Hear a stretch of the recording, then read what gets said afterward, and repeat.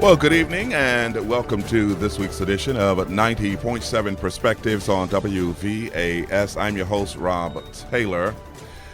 According to the Alabama Coalition Against Sexual Violence, by the age of 18, 1 in 4 girls and 1 in 6 boys will be victims of sexual assault. The report also states rape victims are most likely attacked by someone they know, like a friend, relative, or an acquaintance. Unsuspecting members of the new congregations in the dark that their new priest was a suspected sexual predator. Prosecutors said Lynn was more interested in protecting the reputation of the Catholic Church than in protecting children.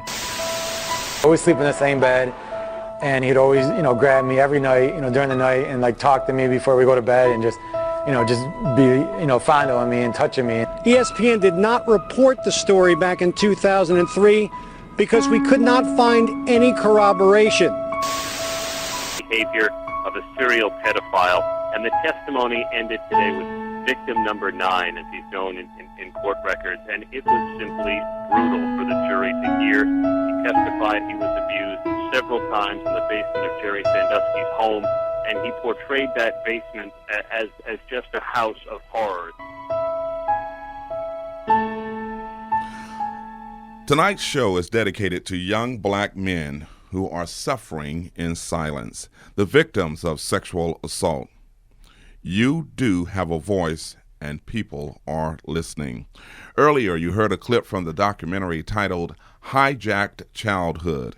My guest this evening by telephone is Harry Saffold Jr., the creator of Hijacked Childhood, a short film about African-American men who were sexually abused as children.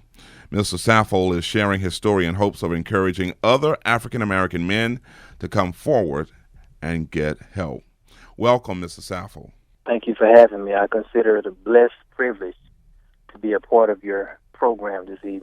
First, young black men and sexual abuse. Why do you think it's still so difficult to talk about? For one, it is expected of us, especially African-American males, with all that African-American people in general have been through for us to struggle. What we choose to do is to refrain from a category that depicts us as being weak. And I know for myself, being victimized, I harbored my abuse for 19 years. But I think that it's kind of on the norm that we don't want to be associated with weakness. We don't want to be put in that victim's category. That's how I perceive it. What made you come forward after 19 years of silence? For one, many people in my immediate family and the community, they question, why I became such an unruly youth. And after harboring it for 19 years, it was like, I got to come forth. And keep in mind, I had suppressed it, had forgotten about it. Mm-hmm. And I could recall being confined and breaking down over the phone. Me and my mom was in somewhat of a heated discussion. And I just broke down and I told her, I said, well, this is why I've been so angry. And I felt it was necessary that people, not a justification for the lifestyle that I live, but an explanation. And I felt that it was needful, that I come out and share, hey, this is why I saw myself in a certain light. Alabama State University trustees, Chairman Elton Dean and Vice Chairman Marvin Wiggins in the studio with me. They have been given until 5 o'clock this afternoon to respond to a request by Governor Robert Bentley to tender their resignation from the Board of Trustees at Alabama State University. And gentlemen, thank you so very much for stopping by. We all are aware of the letters from the governor, the president of the Student Government Association, the reaction of the National Alumni Association. So I will yield and allow you all to make your statement first, starting with Chairman Elton Dean. Okay, thank you, Rod. I have invested such time and effort in the interest of Alabama State University and have allowed my personal interest to suffer. My family has given me their input, and with that input, I am resigning as of today from the Board of Trustees here at Alabama State University. I will continue to support this university, the students, the administration, faculty, and staff in any way that I possibly can. My prayers will continue for the university. God bless Alabama State University. And Rod, I'd just like to add, There are 3 songs that I lead in my church and my church choir that signifies the kind of person that I am and what I feel. One of them is, I tell you, I'm kind of emotional, so you have to forgive me. Just take your time. Okay. One of them is a clean heart. Give me a clean heart. Mm-hmm. That's one of them. The other one is your grace and mercy, where it says, justice demanded that I should die, but grace and mercy said, oh no, I've already paid the price. The other one is because he lives, I can face tomorrow. But it's a happy day for me and my family, and I will continue to support Alabama State University. Vice Chairman Wiggins to state his position. I take a different approach and say that I am not resigning because I have not done anything wrong. The documents indicate that I have not done anything wrong, and until someone shows or proves otherwise, since I've been on the board, I've done my best to support this university, to support the vision of the university, and support the students. And I appreciate those who are calling for the resignation because you can understand their role, particularly our student leaders. Having been an SGA president, I understand where they are coming from. President Dubose is a great leader and will be a great leader one day. And I commend him for standing up for the students.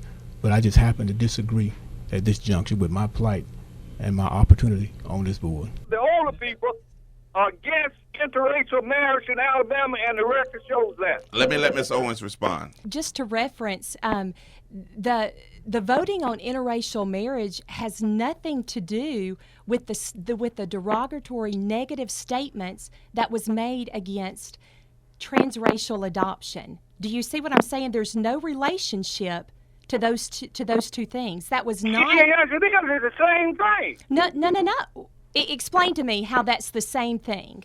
It's the same thing. Let me ask you a question. Do you think the white folks in Alabama, the white authority, will permit Calvin Holmes to adopt a white baby in Alabama? Now, just answer that yes or no. Yes. Now, I will tell you, after we went through the adoption process, if I had made the negative racist statements that you have made, then no, they would not have allowed me to adopt a biracial child. Well, you said it was racist. You know, when Martin Luther King asked black people not to ride the bus, they said Dr. King's statement was racist.